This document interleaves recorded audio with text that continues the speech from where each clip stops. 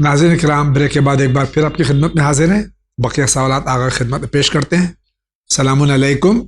وعلیکم السلام.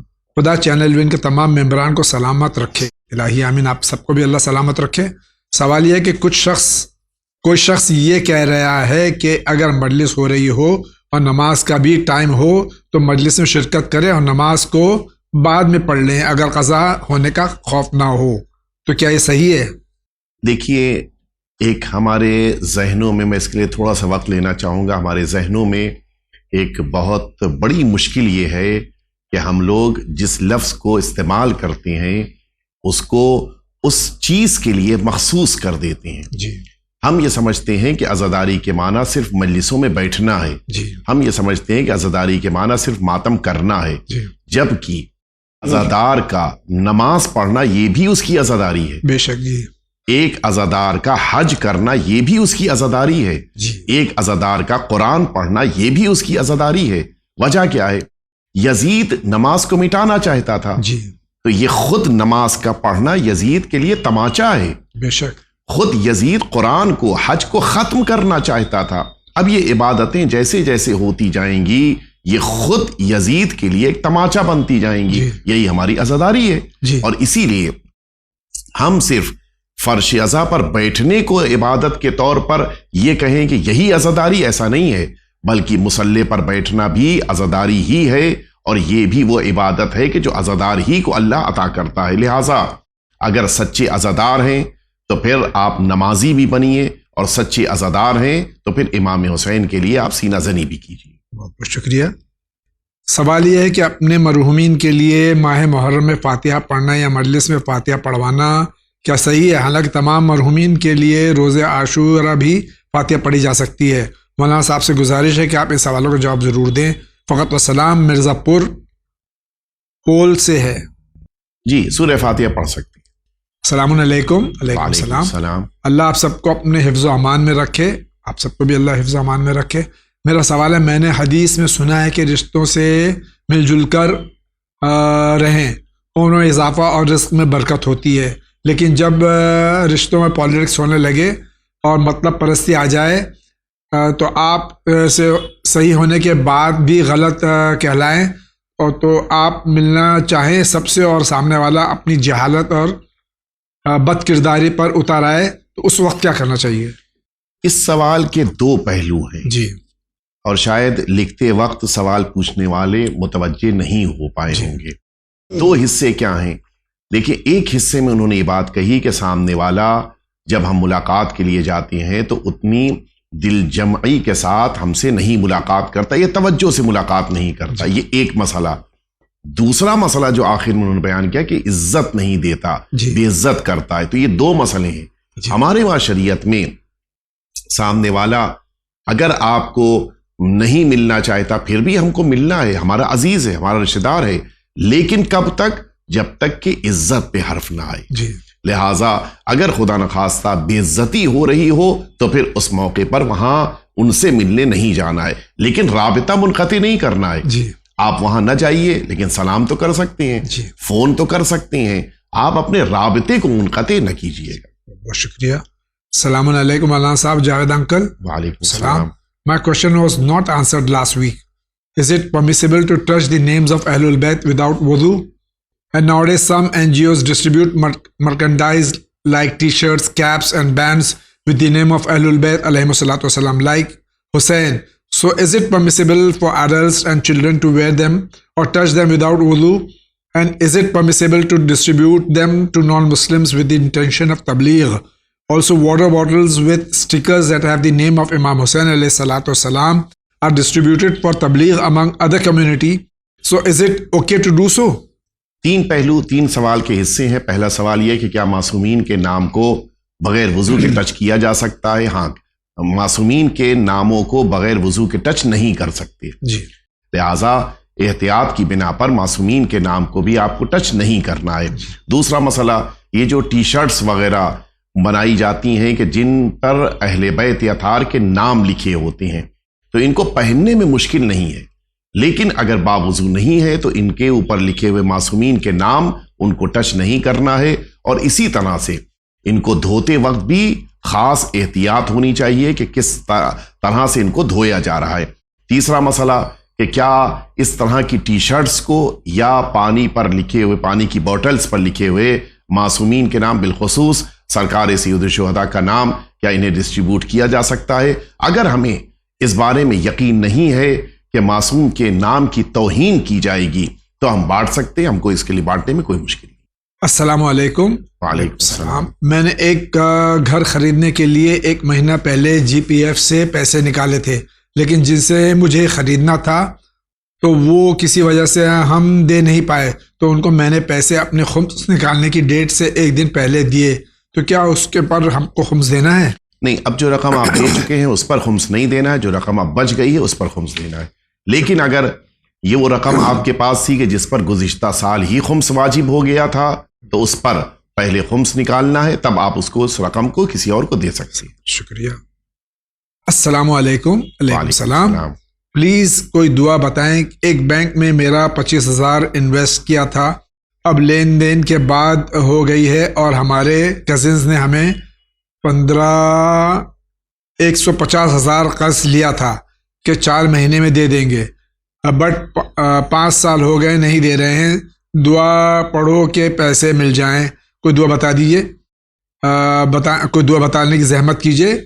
بدر سیما Rizvi ہلور U P سے سوال کر رہے ہیں. ذکر یونسیہ کو سجدے میں ہر نماز کے بعد 40 بار پڑھنے سے جو قرضہ دوسروں کے پاس ہے وہ بھی واپس آ جاتا. السلام علیکم. وعلیکم السلام. ہمارا نام فلک رضوی ہے، شادی شدہ ہیں. ہمارا سوال یہ ہے کہ جب گھر میں کسی کی بھی مٹی ہو جائے تو اس جگہ کو کیسے پاک کریں جس کی جگہ مٹی کو لٹایا جاتا ہے؟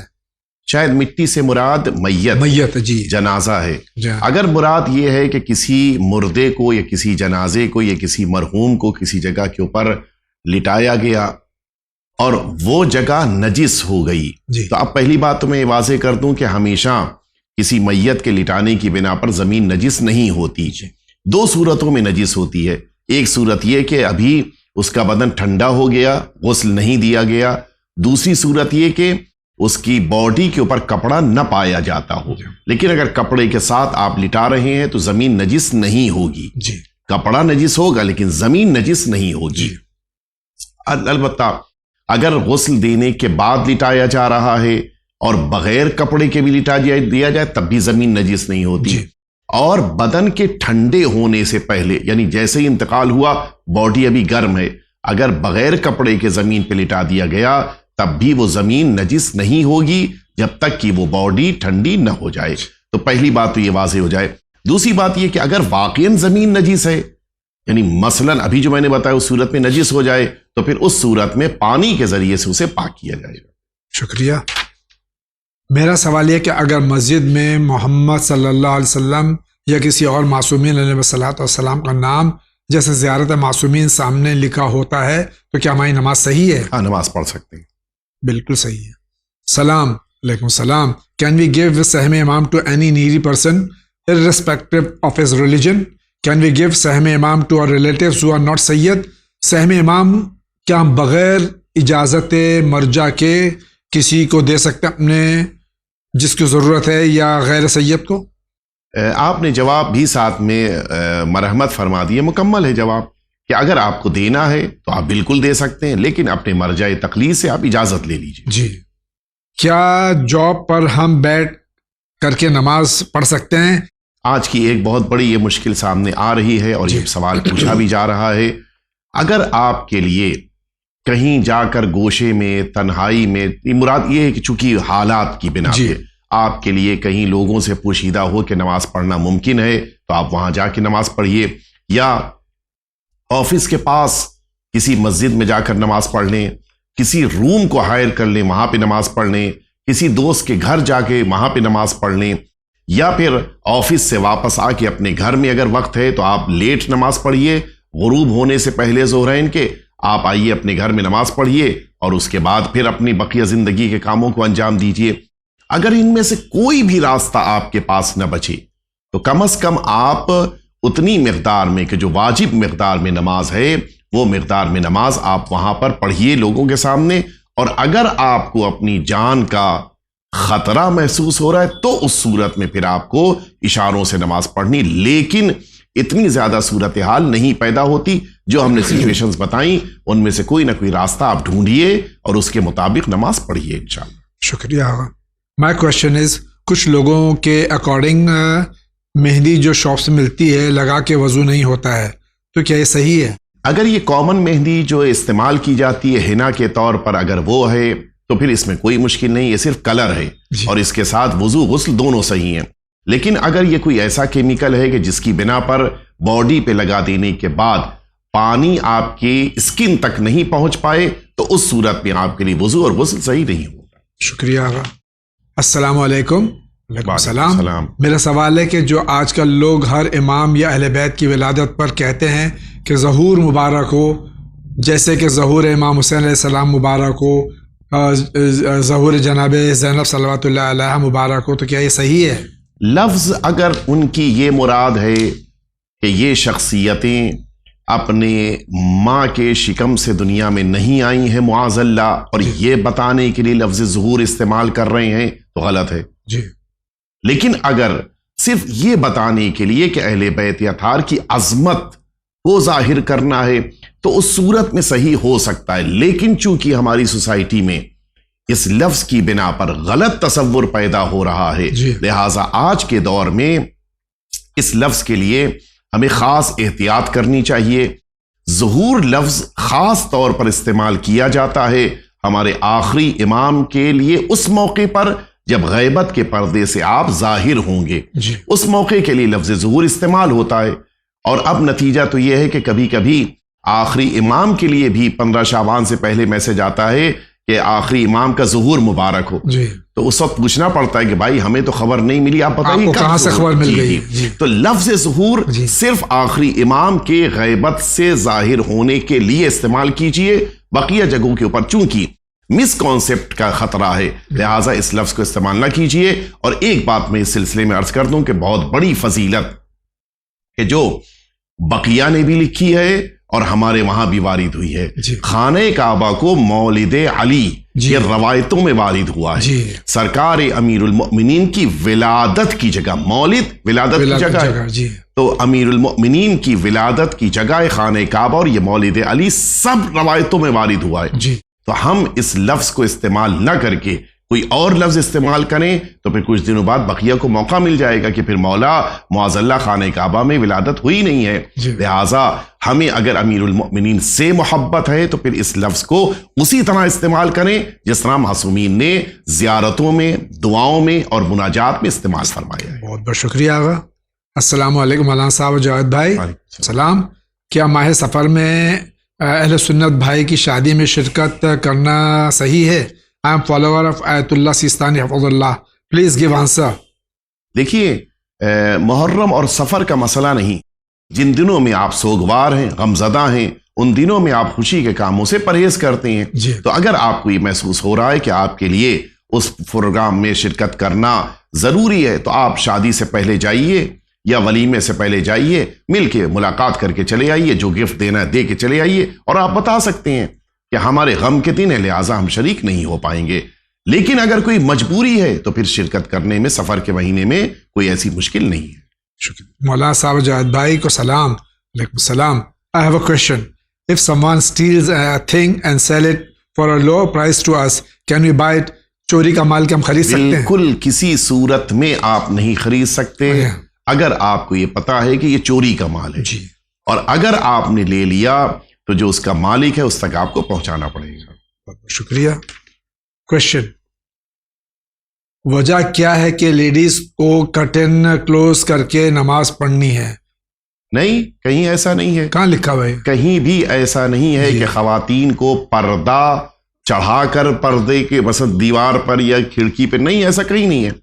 خواتین کو حجاب میں نماز پڑھنی ہے، اور اگر حجاب نہیں ہے تو پھر اس صورت میں نماز نہیں ہے۔ یعنی اگر صرف پردہ ڈال دیا انہوں نے کھڑکی کے اوپر اور بغیر حجاب کے نماز پڑھی تو نماز نہیں ہوگی۔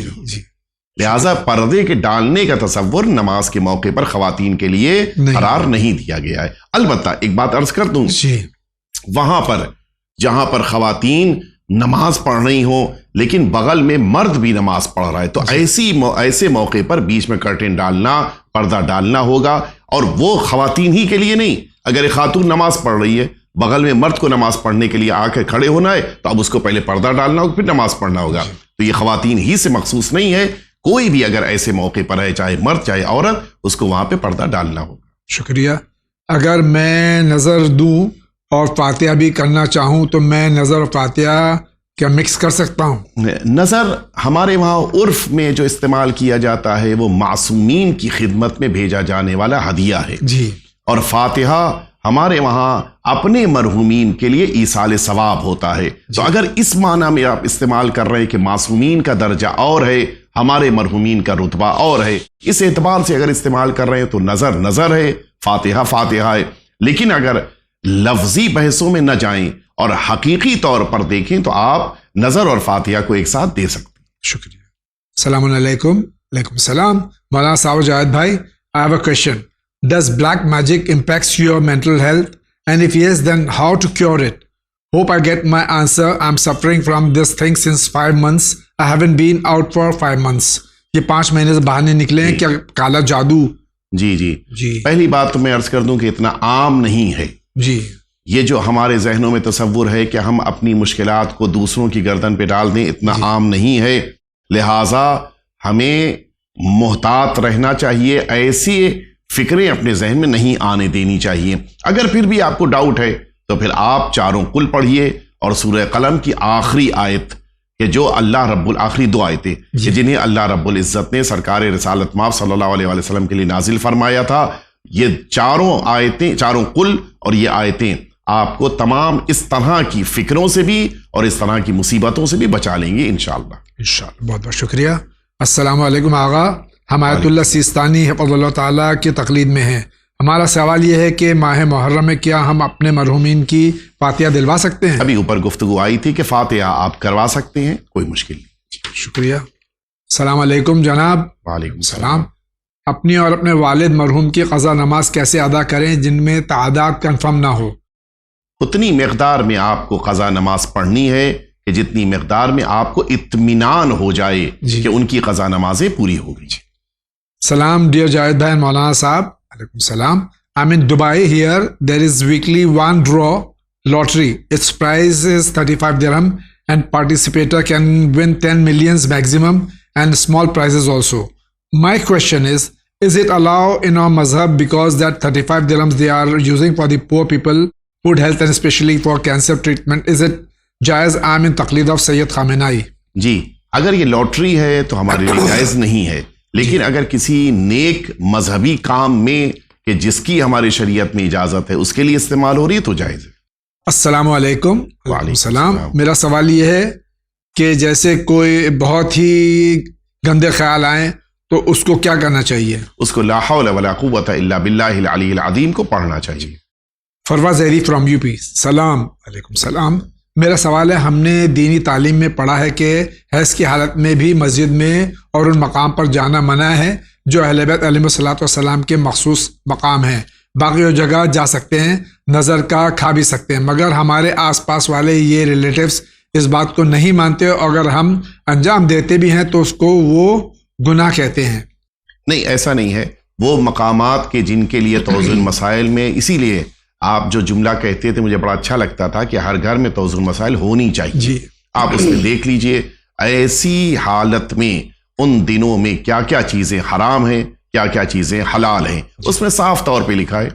تو ان میں اہل بیت اطہار کی بارگاہوں میں اور مسجدوں میں, خانہ کعبہ میں, ان ساری جگہوں پر جانے پر پابندی ہے, ورنہ بقیہ جگہ مجالس اعضاء میں شرکت کرنے میں کوئی مشکل نہیں ہے. شکریہ. سلام. علیکم السلام. السلام. میں رمضان علی جلال پور سے. میرا سوال ہے کہ ہفتے میں جو 7 دن ہوتا ہے اس میں سے کوئی ایسا دن بھی ہوتا ہے کہ اگر اس دن کوئی بھی کام کیا جائے تو وہ نہ چاہتے ہوئے بھی بار بار ہوتا ہے یا ہوگا؟ کیا قرآن میں اس روایت میں کوئی ایسی حدیث یا بات ہے کہ جس کام کو نہ کرو ورنہ بار بار ہوگا؟ اس کا جواب ضرور دیجیے. نہیں, ایسا نہیں ہے. ہمارے وہاں قرآن میں ایسی کوئی چیز نہیں وارد ہوئی ہے. البتہ بعض بیانات میں ایسی بات ملتی ہے لیکن ان کا بہت زیادہ اعتبار نہیں ہے. شکریہ. السلام علیکم. وعلیکم السلام. میرا سوال ہے کہ کیا گھر میں بچوں عزیزوں کی تصویر لگی ہوں اور وضو کی حالت میں نے نماز پڑھنے جا رہا ہوں اور نظر فوٹو پڑ جائے تو کیا وضو ٹوٹ جائے گا؟ نہیں، وضو ان چیزوں سے نہیں ٹوٹتا ہے. جی. اسی لیے مبتلات وضو جی جو ساتھ توضیح المسائل میں دیکھ لیں، جی. اور صرف انہی کی بنا پر وضو ٹوٹتا ہے. لیکن اگر تصویر لگی ہے سامنے اور انسان نماز پڑھ رہا ہے تو یہ نماز اس کی مکروہ ہو جاتی ہے. السلام علیکم. وعلیکم السلام. جاوید مولانا صاحب، میرا سوال یہ ہے کہ کیا یہ پاسبل ہے کہ کوئی جن یا شیطان انسان کے اندر جا سکتا ہے اور اسے جو چاہے کروا سکتا ہے؟ آپ پلیز اس کا جواب ضرور دیجیے گا. عزیز مرزا، منتظر رہوں گا جواب کا. شیطان اور جن کو اللہ نے بعض اختیارات دیے ہیں، لیکن ان اختیارات میں ایسا نہیں ہے کہ وہ انسان کے جسم میں حلول کر سکیں. جی. وہ انسان کے بعض کاموں پر اختیار رکھتے ہیں، انسان کو بہت سے کاموں کی طرف لے کر جائیں گے، لیکن اس کے معنی یہ نہیں ہے کہ انسان کی باڈی میں داخل ہو گئے، انٹر ہو گئے. یہ اختیار نہیں ہے. شکریہ آغا. سلام. سلام. میرا سوال یہ کہ اگر کوئی کنواری لڑکی مر جائے تو اس کے فاتحہ دلانے چاہیے یا نہیں؟ کیا یہ بات صحیح ہے کہ یا غلط؟ کسی تحریر میں ہے کہ یا کیا یہ لکھا ہے ہم گاؤں سے تعلق رکھتے ہیں، یہاں کسی کنوارے کی فاتحہ نہیں دلائی جاتی؟ کیا جہالت ہے؟ تعجب ہے مجھے، جہالت ہے. میں نے پہلی بار یہ بات سنی ہے. البتہ سورہ فاتحہ کا پڑھنا ایصال ثواب کے لیے مجلس اعضا منعقد کرنا، قرآن پڑھنا، یہ سب کے لیے ہے. جی. اس میں نہ عمر کی قید ہے نہ جینڈر کی قید ہے. سب کے لیے جتنے مؤمنین ہیں، چاہے وہ بڑی عمر کے ہوں چاہے چھوٹی عمر کے چاہے ہوں، کنوارے ہوں چاہے بیاہتا ہوں، جی ہاں، ان سب کے لیے ہمارے وہاں ایصال ثواب وارد ہوا ہے. اور اس طرح سے ایصال ثواب کرنا ضروری ہے. اس لیے کہ ہاں، البتہ وہ بچے جو سن بلوغ سے پہلے دنیا سے اٹھ جاتی ہیں ان کو ضرورت نہیں ہے، اس لیے کہ ان کی بخشش ہو جائے گی. لہٰذا اب ان کو ضرورت نہیں ہے. البتہ پھر بھی مجالس اعضا اس لیے منعقد ہوتی ہیں تاکہ ماں باپ کے سکون قلب کا ذریعہ بن سکیں، تو وہاں بھی پابندی نہیں ہے. شکریہ آغا. ایک طویل سوال پڑھ دیتے ہیں. السلام علیکم. وعلیکم السلام. میرا ایک سوال ہے، مولانا سے پوچھ کر ضرور بتائیے. پوچھ رہے مولانا سے، پلیز. اس انسان کو کیا کریں جو نماز کو بہت ہلکا سمجھتا ہے اور مجالس کو اٹینڈ کرنا زیادہ ضروری نہیں سمجھتا ہے اور صرف سوچتا ہے کہ وہ جو سوچتا ہے وہی صحیح ہے؟ ایسے انسان کو کیا عمل کریں جس سے وہ قبر خدا کا خوف کرے؟ پلیز مولانا بتا دیجیے. سب سے بڑا ذریعہ ہمارے پاس واعظ و نصیحت ہے. جی. اور واعظ و نصیحت ہی کے ذریعے سے معصومین کی احادیث، قرآن مجید کی آیات اور پیغام اسلام کو ان تک پہنچائیے. انشاءاللہ اللہ رب العزت ان کے دل کو بھی تبدیل کرے گا، وہ نمازیں شروع کریں گے انشاءاللہ. السلام علیکم. وعلیکم السلام. میرا سوال ہے کہ نماز کے دوران امام جو نماز پڑھا رہا ہے ان کے کھڑے ہونے کے لیول پیچھے صف والوں سے نیچے کیوں ہوتا ہے؟ جی، اس کی دو وجہیں بیان کی گئی ہیں. جی. بات آ گئی ہے تو میں عرض کر دوں، چونکہ شرعی طور کے اوپر اس کا ذکر وارد ہوا ہے. جی. ایک وجہ تو یہ ہے کہ چونکہ مأمومین یعنی پیچھے نماز پڑھنے والے پیش نماز سے نیچے نہیں ہو سکتے، تو نارملی جب زیادہ مجمع ہو جائے اور مسجد سے ذرا باہر نکل کے مجمع نماز پڑھنا چاہے تو نارملی وہ جگہ مسجد سے نیچے ہوتی ہے. تو اگر پیش نماز نارمل لیول کے اوپر نماز پڑھ رہا ہے تو پیچھے والے مصلی پیش نماز سے نیچے ہو جائیں گے. اس لیے احتیاطاً پہلے ہی پیش نماز کی جگہ کو اندر گہرے میں قرار دیا جاتا ہے تاکہ پیچھے دور کھڑے ہوئے افراد بھی پیش نماز سے نیچے نہ ہونے پائیں. ہمیشہ ان کے برابر پیش نماز کی ان سے اوپر ہوں. دوسری وجہ جو بیان کی گئی ہے، یہ روایت میں وارد ہے جو میں نے عرض کیا. دوسری وجہ یہ بیان کی گئی ہے کہ پیش نماز کی ایک بڑی اہم صفت ہونی چاہیے کہ اس کے اندر غرور نہ پایا جائے، احساس بڑپن نہ پیدا ہو جائے. اور یہ بڑپن کا احساس پیدا ہونے کا خطرہ ہوتا ہے جب انسان کسی بلندی پر ہو، اور جب یہ احساس ہو کہ نہیں میں تو گہرائی میں ہوں، میں تو گڈھے میں کھڑا ہوں، مثلا نماز پڑھا رہا ہوں، تو خود بخود انسان کے اندر انکسار پیدا ہوتا ہے. یہ دونوں وجہیں ہمارے علماء نے لکھی ہیں. اس انکسار کے پیدا کرنے کے لیے کسر نفسی پیدا ہو جائے، لہٰذا انسان کو نچلے حصے میں کھڑا کیا جاتا ہے نماز پڑھانے کے لیے، اور بقیہ مامومین پیچھے اونچائی پہ کھڑے ہوتے ہیں. بہت بہت شکریہ. السلام علیکم. وعلیکم السلام. السلام. میں شیخ مشتاق علی ضلع بجنور سے. میرا سوال یہ ہے کہ ہم شیعہ ظہرین کی نماز اکٹھی پڑھتے ہیں، تو جب ہم مصائب مولا حسین علیہ السلام سنتے ہیں تو اس میں بتایا جاتا ہے کہ مولا حسین علیہ السلام عصر کی ٹائم جنگ کر رہے تھے اور اسی میں آپ کی شہادت ہوئی. ہمارے برادر نے یہ جملہ لکھا کہ ہم نماز ظہر اور عصر کو ایک ساتھ پڑھتے ہیں. جی پڑھنا ضروری نہیں ہے. جی ہمارے وہاں بھی اس بات کی اجازت ہے کہ ظہرین کی نماز کو الگ پڑھا جا سکتا ہے، جیسے مغربین کی نماز کو الگ پڑھا جا سکتا ہے. لیکن ہم آج اپنے وقت کی بنا پر نماز ظہرین کو ایک ساتھ پڑھ لیتے ہیں، مغربین کو یہ بھی ایک ساتھ سنت پڑھ لیتے ہیں. پیغمبر ہے. یہ بھی سنت پیغمبر ہے. رسالت مآب نے دونوں طرح سے نماز پڑھی ہے. جی تو سرکار سید الشہداء کا میدان کربلا میں عصر کے موقع پر نماز کا قائم کرنا اور حالت سجدہ میں شہید ہونا یہ بھی صحیح ہے، اور وہ لوگ کہ جو نماز ظہر اور عصر کو ساتھ میں پڑھتے ہیں وہ بھی صحیح ہے. بہت بہت شکریہ. السلام علیکم. وعلیکم السلام. ہم ریحان علی ممرہ سے. کیا مجلسوں کے لیے ذاکر پیسے کی ڈیمانڈ کر سکتا ہے، اور بانی مجلس ذاکر کو اپنی حیثیت کے حساب سے کم پیسے دے مجلس پڑھنے کے لیے، تو کیا ذاکر اور بانی مجلس کے لیے کیا حکم ہے؟ دیکھیں یہ بڑا تفصیلی جواب ہے اس کا، لیکن میں یہ عرض کر دوں کہ معمولاً جی وہ افراد جو ڈیمانڈ کرتے ہیں جی ان کے اس ڈیمانڈ کرنے سے متعلق ہمارے مراجع کرام مثلا استاذ الفقہاء آیت اللہ العظمہ سید ابو القاسم خوئی علیہ الرحمۃ والرضوان نے اجازت دی ہے. جی ڈیمانڈ کرنے میں کوئی مشکل نہیں ہے، ایک مسئلہ. دوسری بات، اگر کوئی خطیب یا عالم یا ذاکر ڈیمانڈ کر بھی رہا ہے تو وہ اپنے وقت کی ڈیمانڈ کرتا ہے کہ مثلا 4 گھنٹہ سفر کر کے جائے گا، 4 گھنٹہ سفر کر کے واپس آئے گا. یہ جو سفر کا وقت ہے وہ اس کے لیے ڈیمانڈ کرتا ہے.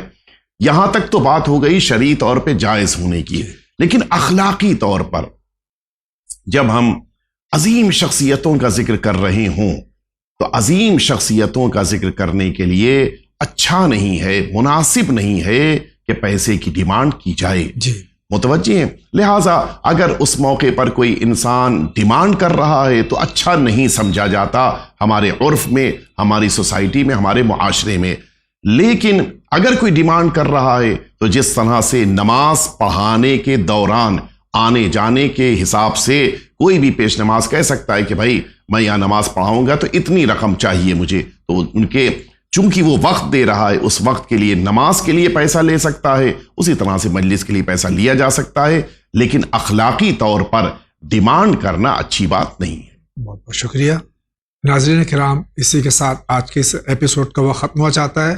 میں جو حجت اسلام کا مشکور ہوں تشریف لائے، اور دعا گو ہوں کہ اللہ تعالیٰ تمام ہمارے مراجع کرام علماء حق کا سایہ تا دیر ہمارے سروں پر قائم رہے، اور جلد سے جلد ہمارے امام کا ظہور ہو. ہم سب کو ان کے اعوان و انصار میں شمار فرمائیں. آقا بھی دعا فرما دیں. میں دعا سے پہلے آپ سے التماس کرنا چاہوں گا کہ چونکہ آپ سرکار سید الشہداء امام حسین صلوات اللہ وسلام علیہ کی 40 کی زیارت کے لیے تشریف لے جا رہے ہیں، اور یہ ایک عظیم سعادت ہے جو اللہ رب العزت آپ کو عطا کر رہا ہے. نہ جانے کتنے افراد تمنائیں لیے ہوئے ہیں، نہیں جا پا رہے ہیں، ان کے درمیان آپ کا انتخاب ہوا، آپ جا رہے ہیں. ہم سبھی کو اپنی دعاؤں میں یاد کیجئے گا، زیارتوں میں ہم سب کو شامل کیجئے گا. ہمیں بھی، ان ناظرین کرام کو بھی، اور اس پوری ٹیم کو کہ جو اس پروگرام کے لیے مسلسل خدمتوں میں مصروف ہے، ان سبھی کو اپنی دعاؤں میں اور سرکار سید الشہداء کی بارگاہ میں سلام کے موقع پر ہم سب کو ضرور یاد کیجیے گا. انشاءاللہ. بہت شکریہ آقا. انشاءاللہ زندگی رہی تو پھر آپ سے ملاقات ہوگی. تب تک کے لیے اجازت دیجیے. وآخر دعوانا ان الحمد للہ رب العالمین.